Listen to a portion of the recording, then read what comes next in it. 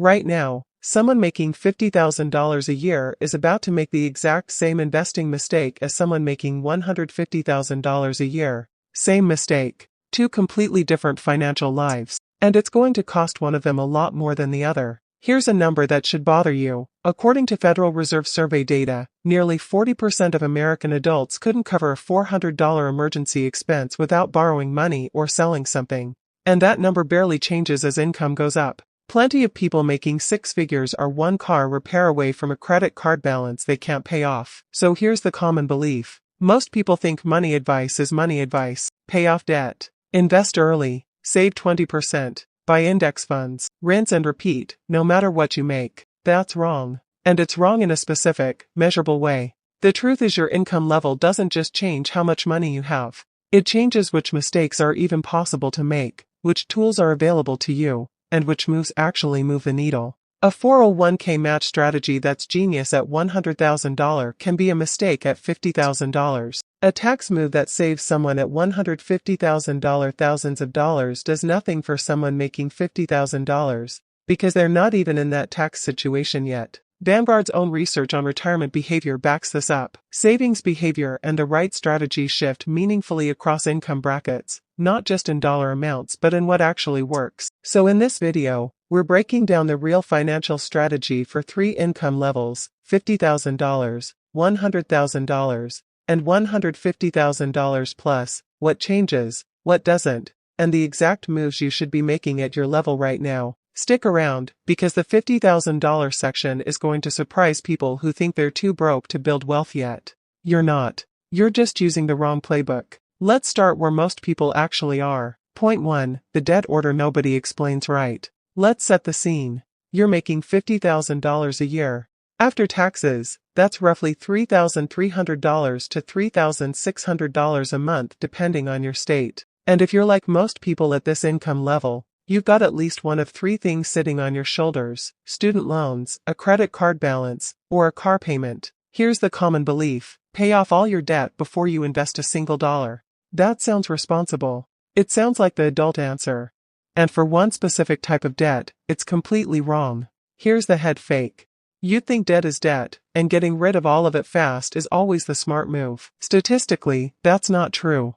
Credit card debt, sitting around 20 to 29% interest depending on your card, is financially destructive and needs to go first, fast, no exceptions. But federal student loan debt, often sitting at 4 to 6% interest, is not the same monster. Throwing every spare dollar at a 5% loan while ignoring a retirement account that could be earning you a match, free money, is one of the most common and costly mistakes at this income level. Let's call this the interest rate triage. You sort every debt you have by its interest rate, not by how much you owe or how uncomfortable it makes you. Anything above 8% gets aggressive attention. Anything below that gets the minimum payment while your money goes to work somewhere better. Here's the application.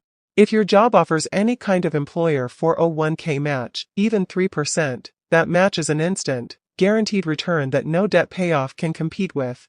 A 4% employer match is a 100% return on your money on day one. No credit card debt at 20% APR can out-earn free money. So the real order at $50,000 is: minimum payments on everything, high interest debt first, above 8%, grab your full employer match no matter what, then go back and aggressively kill what's left. Point 2. The account you're not using that costs you nothing. Here's something most people at this income level have never touched: a health savings account, or HSA. Think of an HSA like a piggy bank with a superpower. Money goes in tax-free, grows tax-free, and comes out tax-free as long as it's for medical expenses. The common belief is that HSAs are just for people with high medical costs. Statistically, the opposite is often true. An HSA is one of the most underused tools at lower incomes because people assume it's not for them yet. If your job offers a high-deductible health plan with an HSA option, even contributing $50 a month builds a separate tax-advantaged bucket most of your coworkers are ignoring. Companies like Fidelity and Health Equity now let you invest HSA funds like a retirement account once you hit a cash minimum, meaning that money can grow for decades, not just sit there waiting for a doctor's visit. Point 3. The emergency fund size nobody tells you. Common advice says build 3 to 6 months of expenses and savings before anything else. Here's the twist: at $50,000 income, most experts actually recommend starting smaller.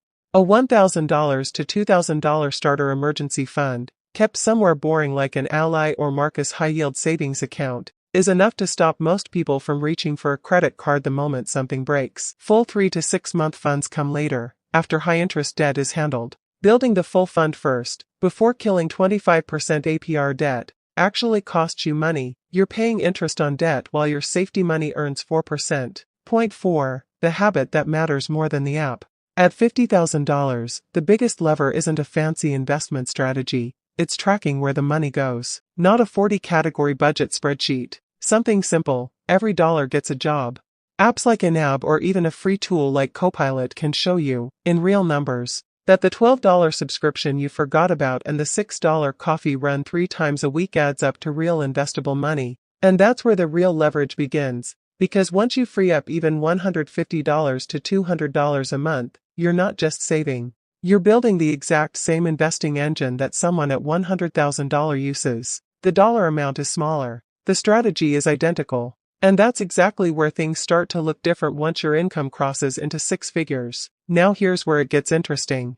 Because at $100,000, the mistakes change completely. The debt problem mostly disappears, and a brand new one takes its place. One that most people making 6 figures don't even realize they're making until tax season hits them in the face. Let's set the stakes here. You're making $100,000 a year.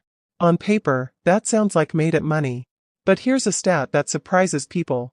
A large share of high earners live paycheck to paycheck too, according to surveys from Lending Club and others. More income doesn't automatically mean more wealth. It just means bigger numbers moving in both directions. Point 1. The tax bracket myth that costs people real money. Here's the common belief. Crossing into a higher tax bracket means all of your income gets taxed at that higher rate. This is the single most common money myth in America, and it causes people to turn down raises and bonuses out of fear. Here's the head fake. You think earning more could actually shrink your paycheck. Statistically, that's false. The US uses a marginal tax system, meaning only the portion of income inside each bracket gets taxed at that bracket's rate. Your first $11,000 or so is taxed at the lowest rate, then the next chunk at the next rate, and so on. Like water filling a series of cups, only the overflow spills into the next, higher cup. Crossing into the 24% bracket doesn't mean all your money is taxed at 24%. It means only the money above that threshold is. This matters at $100,000 specifically because this is exactly the income range where people start hitting these bracket thresholds and making bad decisions because of a myth. Point 2. The retirement account upgrade nobody talks about. At $50,000, maxing out a 401k isn't usually realistic. At $100,000, it starts to become a real option, and this is where a second account enters the picture, the Roth IRA. Let's build the take-home triangle. 3 buckets your money should flow into once your income crosses 6 figures, your 401k up to the match, a Roth IRA for tax-free growth later, then back to maxing out the 401k. Contribution limits shift year to year, so check current IRS numbers, but the strategy holds. Match first, Roth second, max the rest third. Here's the application. A Roth IRA, through providers like Fidelity or Charles Schwab, lets you invest after-tax money now so it grows completely tax-free, meaning at $100,000 income. If you expect to be in a similar or higher bracket later, locking in today's tax rate on this money is a bet that usually pays off. Point 3. The lifestyle creep trap. Here's a stat that should sting a little. Studies on spending behavior consistently show that as income rises, spending rises right along with it, often erasing most of the gain. This is called lifestyle creep, and $100,000 is exactly where it hits hardest, because it's the first income level that actually feels like extra money. The fix isn't deprivation. It's automation. The moment a raise hits, automatically route half of the increase into investments before it ever touches your checking account. You still get to enjoy the other half, new car, nicer apartment, whatever. But you're not letting 100% of your progress evaporate into a slightly nicer version of the same paycheck-to-paycheck life. Point 4. The insurance gap that gets ignored. At $100,000, you likely have more to protect, a family, a home, dependents, but most people still carry the same insurance they had at $50,000. This is where a term life insurance policy, through companies like Policy Genius or Ladder, starts to matter. It's cheap, it's boring, and it's the financial equivalent of a seatbelt. You don't think about it until the one day you desperately need it. So that's $50,000 and $100,000. But here's the thing, once you cross into $150,000 and beyond, the entire game changes again. The mistakes at this level aren't about debt or budgeting anymore. They're about taxes, about assets hiding in plain sight, and about a strategy the wealthy actually use that almost nobody explains clearly. That's exactly where we're headed next. Let's set the stakes here, because this is where things stop being simple. At $150,000 and up, you've solved most of the problems from the earlier levels. Debt is usually manageable, the basics are automated, the emergency fund exists. But here's a stat that surprises people at this level the most. Research from groups like the Federal Reserve's Survey of Consumer Finances shows that a meaningful share of high-income households still have a low net worth relative to their income, because nobody taught them what to do once cash flow stopped being the problem. At $50,000, the problem is cash flow. At $100,000, the problem is behavior. At $150,000 plus, the problem is strategy. You have enough money that decisions actually start to matter, and enough that mistakes get expensive fast. Point 1. The tax problem that actually bites. Here's the common belief: taxes are just something that happens to your paycheck, and there's nothing you can do about it beyond your 401k contribution. Statistically, that's only true if you stop looking at $100,000. At $150,000 plus, especially for dual-income households, you start bumping into real phase-outs. Income limits where certain deductions and credits shrink or disappear entirely, and where the standard advice given to a $60,000 earner actively stops applying to you. Here's the head fake. You think making more money means more of your usual tax tricks work harder for you. Statistically, some of them stop working completely. Direct Roth IRA contributions, for example, phase out at higher income levels set by the IRS. Meaning at a certain point you can be barred from contributing directly at all. This is exactly where a strategy called the backdoor Roth IRA comes in, contributing to a traditional IRA with after-tax money, then converting it to a Roth. It's completely legal, it's used constantly by financial advisors for exactly this income bracket, and almost nobody at $50,000 or $100,000 needs to know it exists yet. This is the point of difference for this income level. It's not common knowledge, and it's the kind of move that separates people who just make good money from people who actually build wealth with it. Point 2. The account that does triple duty. We touched on the HSA back at $50,000 as a small, easy-to-ignore account. At $150,000 plus, it becomes something completely different, arguably the single most tax-advantaged account available to any American, at any income level. Think of it like a Swiss Army knife that most people only ever use one blade of. Money goes in tax-free. It grows tax-free. And if you use it for medical expenses, it comes out tax-free too, a triple tax advantage that not even a Roth IRA or 401k can fully match, since those only give you tax-free treatment on one end or the other, not both. Here's the application at this income level specifically. If you have access to a high-deductible health plan, maxing out your HSA contribution, checking current IRS limits each year, and then paying medical bills out of pocket instead of pulling from the HSA lets the account invest and compound for decades. People at $150,000 plus with maxed out 401ks and Roths are increasingly using the HSA as a stealth second retirement account, because unlike a 401k, there's no required withdrawal age tied to using it for its original purpose, and after age 65 you can withdraw for any reason penalty-free, taxed just like a traditional IRA. Point 3. The mega backdoor nobody's heard of. Here's where we go somewhere genuinely contrarian, because this is common knowledge to almost nobody, even at this income level. Some employer 401k plans allow after-tax contributions above and beyond the standard employee deferral limit, separate from your normal pre-tax or Roth 401k contributions, up to the total combined IRS limit including employer contributions. If your plan allows it, you can contribute this extra after-tax money and then convert it, sometimes automatically through an in-plan conversion, into Roth dollars. This is called the mega backdoor Roth, and it can let some high earners get tens of thousands of additional dollars into tax-free growth every year, well beyond normal 401k and IRA limits. Not every employer plan allows this. You have to actually call your HR or plan administrator and ask specifically whether after-tax contributions and in-plan Roth conversions are permitted. Most people at $150,000 plus have never asked the question, which means most people at this income level are leaving this option on the table entirely, unused, simply because nobody told them to ask. Point 4. Where the real wealth actually sits. Here's a stat worth sitting with. Federal Reserve data consistently shows that homeownership and taxable investment accounts, not just retirement accounts, make up the bulk of net worth for higher income households over time. At $150,000 plus, once your tax-advantaged accounts are maxed out, 401k, Roth or backdoor Roth, HSA, the next dollar has to go somewhere, and that's where a regular taxable brokerage account, through providers like Vanguard, Fidelity, or Schwab, becomes the workhorse. This is often called the invisible rich approach, because the wealth doesn't show up as a flashy purchase. It shows up as a boring, unglamorous number growing quietly in a low-cost index fund, decade after decade, invisible to everyone except the person who owns it. The common mistake at this level isn't failing to invest.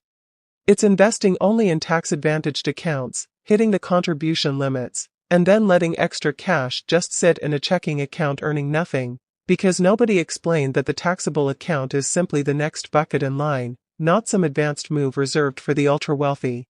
Point 5. The advisor question. At $150,000 plus, the complexity of your tax situation, your accounts, and your decisions usually justifies at least one serious conversation with a fee-only fiduciary financial advisor, someone paid a flat fee or hourly rate, not a commission on the products they sell you. The difference matters. A commission-based advisor is often financially motivated to recommend you a plan that pays them, while a fee-only fiduciary is legally required to act in your best interest. Websites like NAPFA, the National Association of Personal Financial Advisors, help you find fee-only advisors specifically. This isn't a requirement at $50,000 or even most of $100,000. But at $150,000 plus, with backdoor Roths, mega backdoor conversions, and taxable account tax strategy all in play, a couple $100s for a single strategy session can easily save or earn back thousands. So that's the full picture, 3 completely different income levels, 3 completely different playbooks. But here's what's easy to miss if you were only half paying attention to one section that applied to you. Every single one of these levels builds directly on top of the one before it. And that's actually the most important thing in this entire video. Let's bring this all the way back to the beginning, because here's what we actually covered. At $50,000, the game is cash flow and foundation. Interest rate triage, high interest debt first, but never skip a free 401k match to do it. An HSA started early, even small. A starter emergency fund of $1,000 to $2,000, not the full 6 months yet.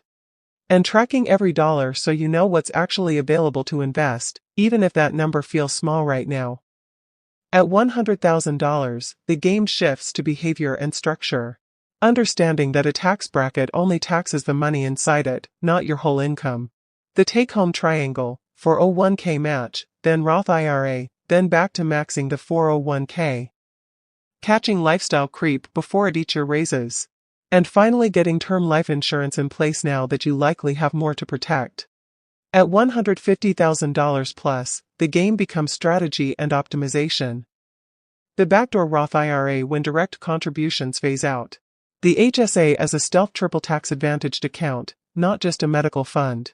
The mega backdoor Roth, if your employer plan allows it, a single phone call to HR that most people never make. A taxable brokerage account as the next bucket once everything else is maxed. And a fee-only fiduciary advisor to tie the whole strategy together. Here's the thing that connects every single one of these. Nobody is born knowing any of this. The person making $150,000 today was making $50,000 at some point, using the exact same interest rate triage, the exact same starter emergency fund, the exact same "does this account exist and am I using it?" questions. The strategies don't replace each other. They stack. So if you're at $50,000 right now, watching this and thinking the Roth IRA section or the mega backdoor section didn't apply to you, you're right, not yet. But the habits you build with your first $150 a month of investable cash are the exact same habits that carry you into the $100,000 version of this video, and eventually the $150,000 version. The dollar amounts change. The discipline doesn't. If this helped you figure out exactly where you fall in this playbook, do two things. First, drop your income level in the comments, not the exact number if you don't want to, just $50,000, $100,000, or $150K plus, because it helps me know exactly which of these strategies to go even deeper on next. Second, subscribe, because next week we're taking the take-home triangle from this video and building out the exact numbers, contribution by contribution, for someone making $100,000 with a 401k match, a Roth IRA, and a goal of retiring in 25 years. You already have a playbook for your level. Now go actually run it.